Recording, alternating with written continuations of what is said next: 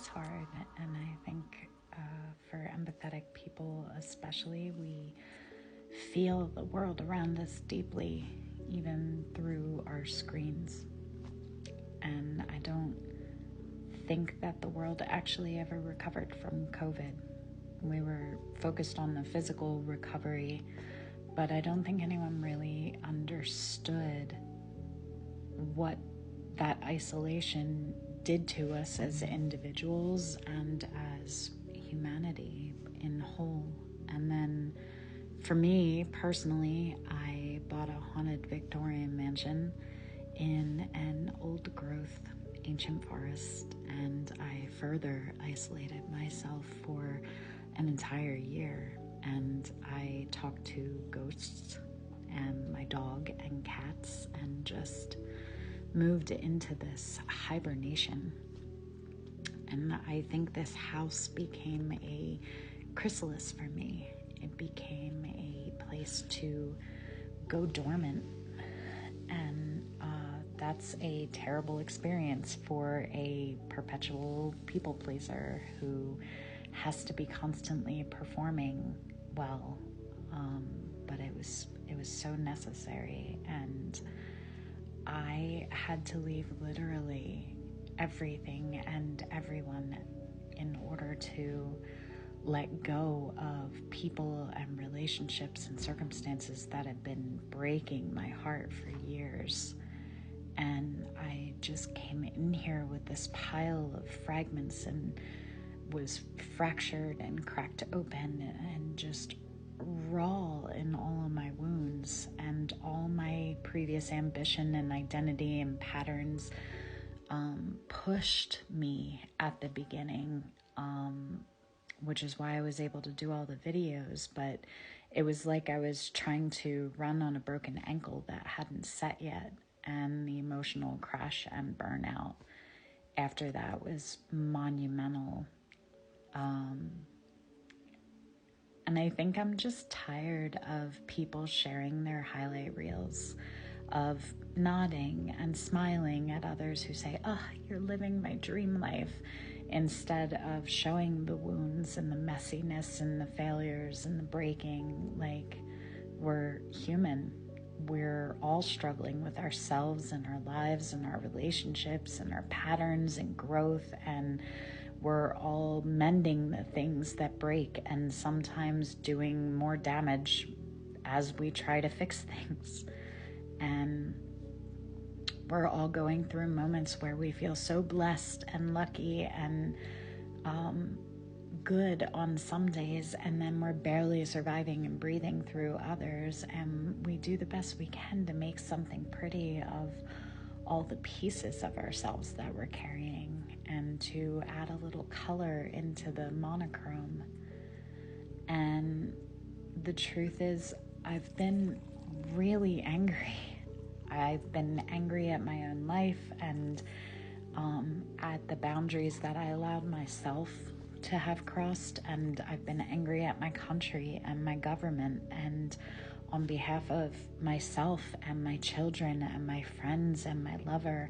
And I'm scared for minorities. I'm scared for future generations. I'm exhausted with feeling like we have to continue to fight for things that should be obvious, that no one should be opposing. People have. And when you watch other countries move into conflict and collapse, you see the decimation, you see the smoke and rubble, the conflict and the war, and you don't see the millions of people that are trying to just go through their normal days and raise their children and work their jobs and tend their gardens and maintain their homes and pay their bills, as if everything isn't just falling apart around them. And it feels and has felt like a betrayal and naivete to focus on the art and disconnect from the rest. It feels like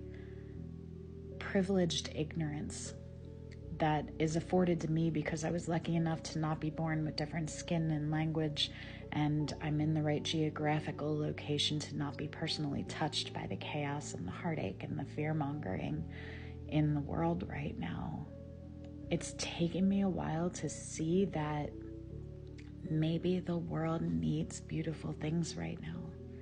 Maybe the world needs color and whimsy. Maybe that's just as important as the advocacy and resistance to bigotry and the hatred and the control that's being lorded over us. Maybe that's part of the resistance, is to just be in love and to literally create a slightly more beautiful world, a sanctuary from the rest of it, which is what inspired this whole project and the seeking for this place to begin with, was somewhere to offer to be a safe home, a safe house. So I'm just easing back into the sharing, and honestly, it's hard to be vulnerable when the world feels mean and angry and predatory, but maybe that's when it's most important to be brave about sharing your soul, so others are brave enough to share theirs as well. And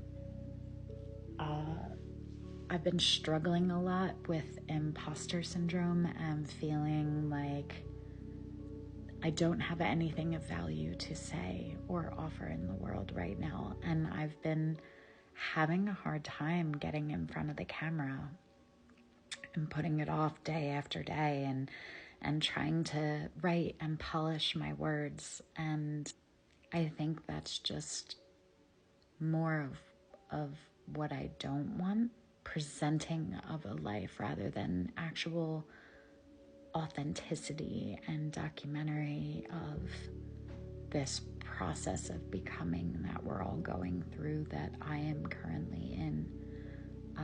And I think as a woman, particularly one that's moving into midlife and all the conditioning that goes around our usefulness, you're either an object of lust and desire, and then you move into motherhood and you serve as, as a partner and a parent.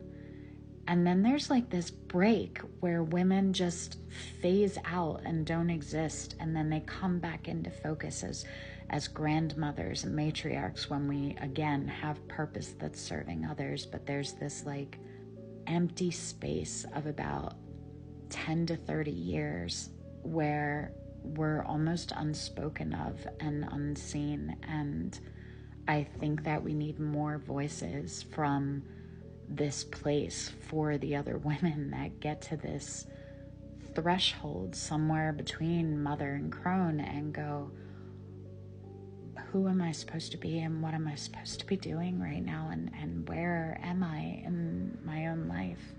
I'm not entirely sure, but I'm here, and you're not alone, and I'm not alone, and I'm putting this out as sort of a invitation for connection.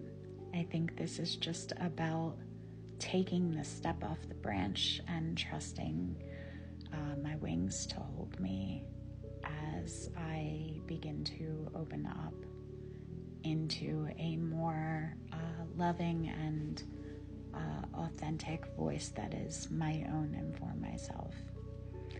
And if that feels like you, then you should subscribe, you should connect, you should DM me, you should interact so that I can find the family that this home is meant to be home for.